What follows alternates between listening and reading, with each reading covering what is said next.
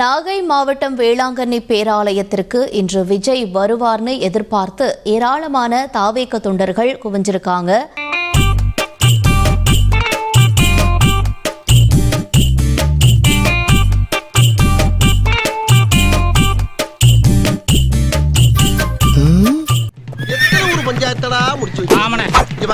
நமக்காக அம்பட்டு பெண்ணும் பிள்ளை குட்டியோட வெயில்ல காத்து கிடக்குறாங்களே.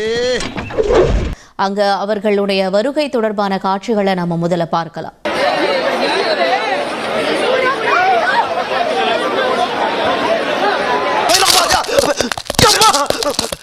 ஏன்டா அப்படி குரங்கு மாதிரி அங்கேயும் இங்கேயும் தவறுங்க பார்த்தாங்கன்னா என்ன நினைப்பாங்க? விஜய் வராத காரணத்தால் அவருடைய ரசிகர்கள் தொண்டர்கள் மிகுந்த ஏமாற்றத்துடன் தற்போது கலந்து செல்லக்கூடிய காட்சியை நம்ம பார்க்க முடிகிறது. அந்த நாய் கொடுக்கிற அல்ப காசுக்காக பாரு நம்ம உடம்புல எவ்வளவு வெட்டு வாங்க வேண்டியதா இருக்குது.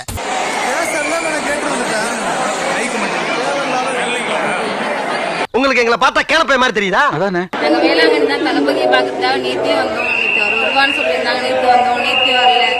இன்னைக்கு 10 மணி நைட்டு 10 மணிலேருந்து வெயிட் பண்ணிட்டு இருக்கோம். இப்போ வரைக்கும் வரல. ரொம்ப ஏமாற்றமா இருக்கு. நான் ஒரு முளை கயிறு தருகிறேன், அதை வாங்கி கொண்டு போய் ஒத்த புளிய மரத்தில் தூக்கில் தொங்குங்கள். இவ்வளவு பேர் பார்க்க வந்தாங்க. தளபதி ரொம்ப ஏமாற்றமா இருக்கு.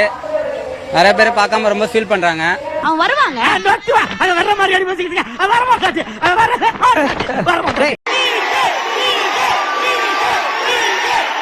பக்கத்தில் நாய் குளிக்குது, கொஞ்சம் தள்ளி வந்து பேசுறேன். இந்த நாய்ங்க பண்ற இம்சை தாங்க முடியல. அவனை சொல்லி நிறுத்துங்களா? நிறுத்துற அவனை பைத்தியக்காரப்ப. எதுக்குடா வரீங்க எங்கெல்லாம்? வெறும் படத்துலயும் மேடையிலையும் மட்டும் உன் காலுக்கு செருப்பா இருப்பேன்னு பேசிட்டு நீ உதவின்னு அவன் வீட்டு வாசலுக்கு போய் நின்னா உன்னை செருப்பாலி அடிச்சு தொடுத்தோம். அப்பா தாதா நம்மள வீட்டுல சேர்த்து பாருப்பா. செருப்படி வேகாத வெயில்ல நின்றுட்டு இருப்போம். அவன் ஏசி கார்ல நாயை பக்கத்துல உட்கார வச்சு கட்டி பிடிச்சிக்கிட்டு உன்னை நாயை விட கேவலமா மதித்து பார்க்காத மாதிரி போய்கிட்டே இருப்பான். நீ என்ன காரணத்திற்காக நீ தனிப்பட்ட வழிபாட்டு ஆலயங்களுக்கு போறது? எதுக்கு நீ கட்சியை விடுற அந்த விளம்பரத்தை? இதெல்லாம் பத்தி பேசினா தானங்களே என்ன பத்தி பேசுவாங்க. உங்களை பத்தி நல்லா பேசிக்கிட்டு இருக்காங்க, கொஞ்சம் கேளுங்க அந்த பக்கம். விஜய் நீ ஒரு சினிமா தேவடியா? இந்த இடத்துல நீ நில்லு. இந்த தெரு வழியா நான் கடந்து போகும்போது இங்க நில்லு, கொடியை பிடிச்சிக்கிட்டு ஒரு 50 பேர் அங்கே போய் நில்லு, 500 பேர் இங்கே போய் நில்லு, 200 பேர் அந்த பக்கம் போய் நில்லு அப்படின்னு செட்டிங் பண்ணி தாங்க இவ்வளவு கூட்டம் வருது. இவ்வளவு கேவலப்பட்ட ஒரு பொழப்பு தேவையா? அதனால ஒரு சிறிய கும்பலை வைத்துக்கொண்டு ஒட்டுமொத்த தமிழ்நாடும் தன் பக்கம் திரும்பி விட்டது போன்ற ஒரு தோற்றத்தை இவர்கள் தொடர்ச்சியாக உருவாக்கிச்சு. வெக்கமா இல்ல, வெக்கமா இல்ல. தளபதி ஜெயிக்கணும்னா எங்க தளபதிக்காக எங்க உயிரை நாங்க கொடுப்போம். மூல கோளாறு லூசு பாயா, லூசு பாயலா. இவங்களுடைய பைத்தியக்காரத்தனத்தை இவ்வளவு பேர நம்ம மேல பைத்தியமா இருக்கானே அப்படிங்கிறத ஒரு பைத்தியம் ரசிச்சுக்கிட்டே இருக்கு. அசால்ட்டா தற்கொலை ஆக்கிருக்கு. என்னடா சொன்ன? அவனே ஏமாத்திட்டியா? கஷ்டப்படுறேன். இல்ல எனக்கு இன்னும் புரியல. வர்றவங்க எல்லாம் தற்கொலையா இருக்காங்க. நீ தற்கொலை ஆக்குறியா? உனக்கு ரோல் மாடலுங்கிறான். என்ன உங்க கட்சி தலைவர் எல்லாரும் சுற்றுலா போயிட்டு இருக்காங்க. இவர் ஆன்மீக பயணமா திருச்செந்தூர் போயிருக்காரு. நாளைக்கு அதுதான் அடே காசி ராமேஸ்வரன் அடே போக வேண்டியதுதான். அதுதான் ரிசல்ட்ஸ் எப்படி இருக்கும்னு எதிர்பார்க்கறீங்க? 2026 சிஎம், 31 பிஎம், அதுக்கப்புறம் ஏஎம். என்னது ஏஎம்? ஏஎம்னா வெடிஞ்சிடும் காலையில. பிஎம்னா ஏஎம்னு. தாவேக்காக்கு பெரிய வாய்ப்பு இருக்கு. இது வேற எலெக்ஷன் ரிசல்ட் எப்படியான பரவாயில்ல. முடிஞ்சோடனே வண்டி எடுத்து 2 பேரும் மைசூருக்கு போயிடலாம். மைசூர் வேணாங்க, போர் அடிக்குது. ஊட்டிக்கு போலாங்க. அறுதி பெரும்பான்மை வருவாங்கன்னு ரொம்ப கான்பிடண்டா இருக்கும். டெபாசிட் வாங்குவானு கேக்குறேன். 2026 கொஞ்சம் டஃப் தான் ப்ரோ. ஆனா அண்ணன் ஜெயிப்பாருன்ட்டு நிறைய இது வச்சு பார்த்தனா அண்ணன் ஜெயிப்பாருன்னு தான் தோணுது 2026ல. பாருடா இந்த எலெக்ஷன்ல நான் ஜெயிக்கிறேன், மாதவியும் கட்டுறேன். அப்படி இல்லன்னு வச்சுக்கோ ஒட்டு மொத்த மீசையும் வழிச்செடுக்கிறேன். இந்த இளைஞர்கள், சிறுபான்மையினர், ஒடுக்கப்பட்ட மக்கள், விமன், இந்த ஓட்டெல்லாம் திமுகவோட பேக்ஸா இருந்தத அங்க போய் பெரிய பர்சன்டேஜ் கிளைம் பண்ணல, கிராப் பண்ணி புடிங்கிட்டு வந்திருக்கு தாவேக்கா. ருக்கோ ஜரா சபர் கரோ. போட்டேன் சொல்ல மாட்டேன். ஆனா டிவி கேட்க மாட்டேன். நான் போடல. தலபேன் எப்படின்னா தளபதிக்கு போடுவான். கூட பிறந்த அண்ணன் தம்பிக்கு அப்பனுக்கு இதை கூட செய்யணும்னு மனசுல ஆசை இல்லையா? செய்யணும்னு நினைச்சா செய்வின மட்டும் தான் செய்வேன். ஒரு நடிகர் கட்சி ஆரம்பிக்கலாம்னு கேட்டாங்க. ஆரம்பிச்சாரு. வந்தனே கூட்டம் வருமாங்கன்னு கேட்டாங்க. முதல் விக்கிரவாண்டி மாநாட்டிலே கூட்டம்னா என்னன்னு காமிச்சிட்டாரு. Facebook, Instagram, Twitter மூணுத்தையும் பேன் பண்ணாலே டிவிக்குன்னு ஒரு கட்சி அழிஞ்சிரும்டா. மே 4 ரிசல்ட் என்னவா இருக்கும்? கண்டிப்பா நாங்க தான் வருவோம். அவ்வளவுதான், வேற ஒண்ணுமே இல்ல. கான்பிடென்ட்டா இருங்க, வெற்றி நிச்சயம் தலைவர் சொல்லியிருக்காரு. அதனால நிச்சயமா நாங்க தான் ஜெயிப்போம். என் தலைவர் தான் சிஎம். அண்ணனுக்கு வந்திருக்கிறதே.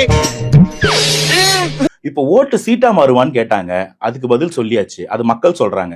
சீட்டு ஆட்சியா மாறுமான்னு கேக்குறாங்க. மே 4ஆம் தேதி அவங்களே பாத்துக்க சொல்லுங்க. மே 4ஆம் தேதி அடிமைகளுக்கும் தற்கூரிகளுக்கும் ஓட்டு எண்ணிக்கையில ஏதோ தப்பு நடந்திருக்கு.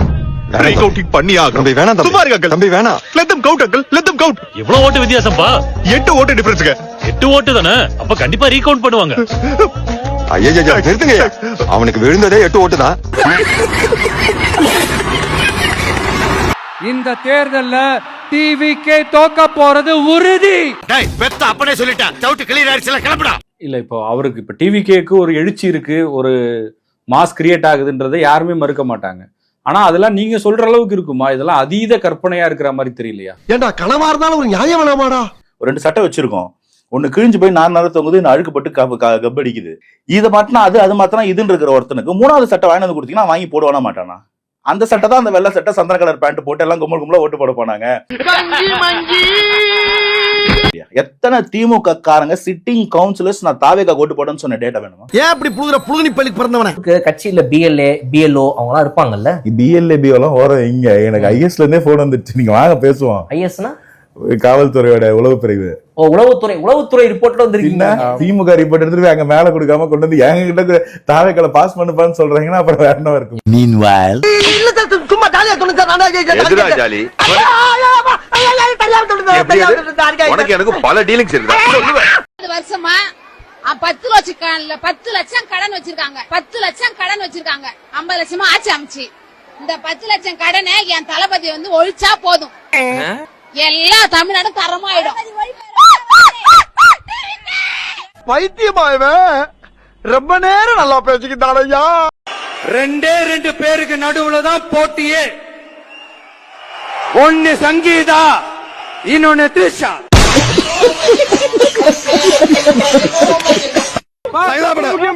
சைதாப்பேட்டை சட்டமன்ற தொகுதி கருணாநிதி இந்த தொகுதி திமுக கோட்டைன்னாங்க. அதுல ஓட்ட இல்ல, அதை அடிச்சு தூள் தூளாக்கி கப்பு ஜெயிச்சுட்டு வந்துட்டோம்.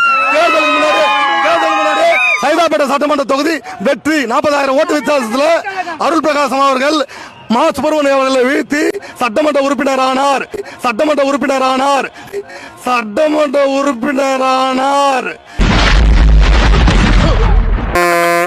ஸ்டார்ட் பண்ணு.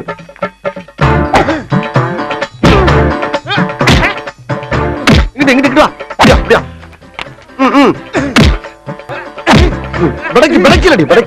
மண்டல மட்டும் அடிச்சிடாத, உள்ள போயிருவேன். சரியா? உங்க வீட்டு பிள்ளையா நினைச்சு எல்லாரும் என்னை மன்னிச்சிருக்க.